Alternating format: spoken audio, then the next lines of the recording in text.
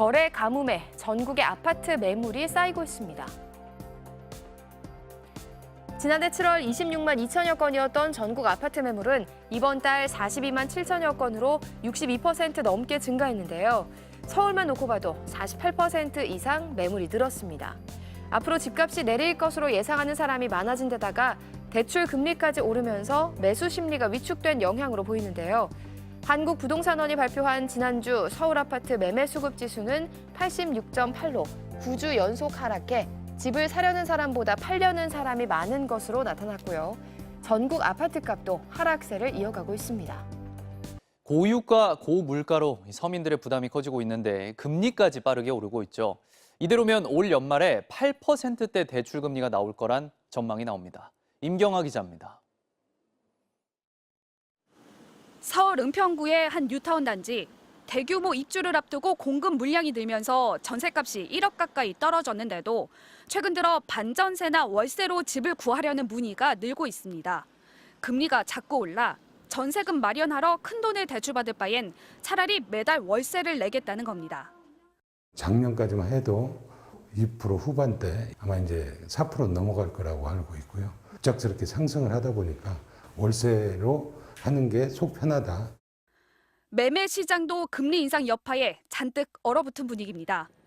서울 아파트 거래량은 지난달 1,500여 건에 그치면서 한 해 사이 반토막이 났습니다.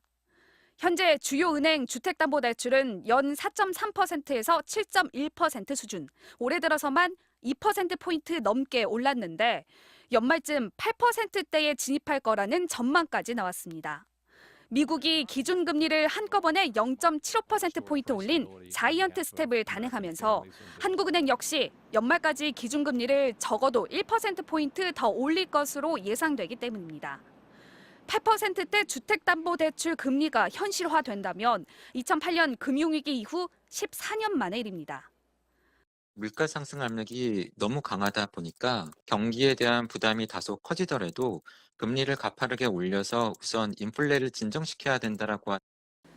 특히 코로나19를 거치면서 빚이 많이 늘어날 수밖에 없었던 자영업자들, 이른바 영끌로 집을 사거나 자산에 투자한 젊은 층이 큰 타격을 받을 것으로 보입니다.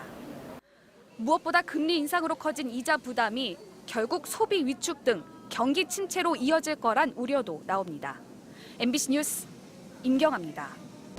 최근 집값이 약세를 보이면서 전셋값이 매매가와 비슷하거나 더 비싸지는 깡통 전세 우려가 커지고 있습니다. 올해 상반기 매매와 전세 거래가 있었던 아파트 2만 9천여 건 가운데 평균 전세가가 매매가를 넘은 경우는 7.7%로 조사됐습니다. 이런 깡통 전세 위험 주택은 지방에 76%가 몰려 있었고요. 매매 가격이 1억 원 이하인 저가 아파트가 36%를 차지했습니다. 깡통 주택이 많아지면 세입자가 보증금을 떼이는 사고도 늘어날 수밖에 없는데요. 실제로 올 들어 지난 5월까지 주택도시보증공사가 집주인 대신 갚아줘야 할 보증사고 액수는 2,724억 원으로 두 달 만에 2배 가까이 증가했습니다. 박원갑 KB부동산 수석 전문위원과 부동산 동향 알아보겠습니다. 어서 오세요. 네, 안녕하십니까. 자, 강남도 약세로 돌아섰다. 이렇게 딱 규정을 하는 게 맞는 얘기입니까? 네, 그렇습니다. 예. 그동안에 이제 수도권을 중심으로 약세를 보이던 아파트 시장이 그동안 맷집이 좀 강하다고 할 수 있는 강남조차도 이제 영향을 받고 있다. 예. 약세로 접어들었다고 보면 되고요. 지난주에 한국부동산원 조사를 보면은 강남 3개구 중에서요, 서초구만 약간 올랐고, 예. 나머지 지역은 일제히 이제 약세를 보이고 있다, 이렇게 보면 되고요. 실제로 이제 매매 가격을 보면은 좀 더 하락폭이 좀 더 깊고 체감할 수 있다, 이런 말씀을 드리는데, 뭐 압구정 같은 데도 많게는 한 3억 정도 한 달 전에 비해서 빠진 것도 나오고요. 1년 전 대비요? 아니요, 한 달 전에. 한 달 전 대비에? 주로 실거래가로 보는 겁니다.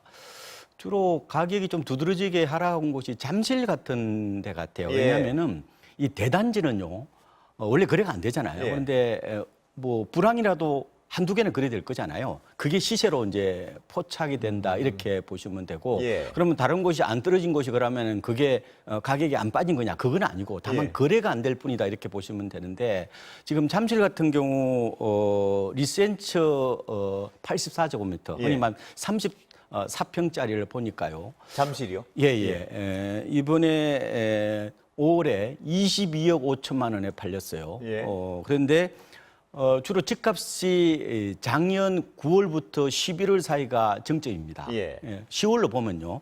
10월 대비해서 보면은 약 3억 7천만 원, 거의 4억 가까이 빠졌다 이렇게 보시면 될 것 같습니다. 퍼센티지로 따져도 꽤 많은 빠진 거네요, 그러니까. 근데 개별 단지는 좀 이게 너무 부각을 해버리면요. 이게 이제 과잉 일반화의 오류라고 그러는데 예. 너무 이제 부풀려서 볼 수는 있지만 어쨌든 통계적으로도 약세를 띠고 있다 이렇게 보시면 될 것 같습니다. 그러면 이 하향이란 거는 이미 어떤 흐름으로 자리 잡았다 이렇게 볼 수 있는 건가요? 그렇습니다. 일단은 예. 제가 봤을 때는 큰 사이클은 그러니까 상승 사이클은 마무리가 된 것 같고요. 예. 그러니까 금리 인상 앞에 장사는 없는 것 같습니다. 예. 그런데 다만 이게 이제 장기간 하락을 의미하는 대세 하락인지는 아직은 조금 두고 봐야 되고요. 아.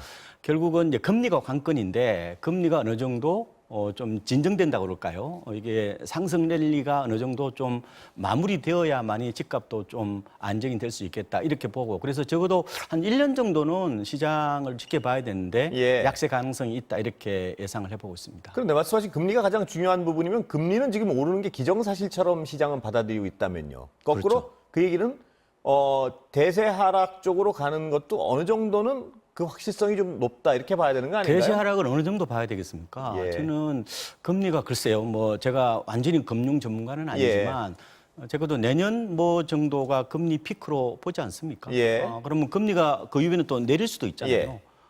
그러면은 금리가 하락하는데도 불구하고 집값도 하락한다 이렇게 보기는 좀 어렵잖아요. 예. 그래서 일단 전망은 잘 안 맞습니다. 안 맞는데 한 1년 정도는 어쨌든 간에 금리 이 태풍이 있잖아요. 예. 그래서 이런 소나기를 좀 피하려는 수요자들이 많기 때문에 전반적으로 거래도 안 되고 가격도 좀 떨어질 것이다 이렇게 보시면 될 것 같습니다. 지금 뭐 거래 절벽이다 이런 표현이 맞는 상황이죠 지금? 그렇죠. 거래 절벽은 이미 오래전부터 시작이 된 거죠. 예. 이제 원래 이제 거래 절벽이 어느 정도 이어지다 보면은 이게 이제 가격 하락으로 나타나는 거거든요. 그러니까 이게 시장은 금리 뭐 제가 올 초에 말씀드렸다시피 뭐 한두 번 올린다고 바로 집값 빠지는 게 아니라고 예. 했잖아요. 이게 임계점을 지나야 되거든요. 예. 그래서 지금 제가 2% 기준금리가 아마 넘어서면 그때 가면은 좀 임계점을 넘을 거다 말씀을 드렸는데 뭐 지금은 거의 임계점을 좀 넘어가고 있다 이렇게 보시면 됩니다. 임계점이 넘으면 거래 절벽도 어떤 풀리나요? 그때는 어떤 그렇진 않나요? 아니요, 그렇지는 않을 겁니다. 예, 팔려는 사람과 살려는 사람의 어떤 갭 때문에 그렇겠죠, 그거는? 그렇죠. 이제 호가 갭이라고도 하는데요. 팔려는 사람들이야 매물을 좀 싸게 내놓겠지만 매수자들은 어쨌든 금리 파고를 보고 판단하자라는 그런 말하자면 좀 신중한 자세가 더 많을 겁니다. 예. 그렇다 보면은 거래는 안 될 것 같고 적어도 제 생각에는 집값이 계속해서 약세를 보인다면은 내년 한 상반기 정도 가야 어느 정도 그러니까 이제 가격 메리트가 좀 부각이 되어야만이 거래가 되지 않을까 이렇게 보고 있는 겁니다.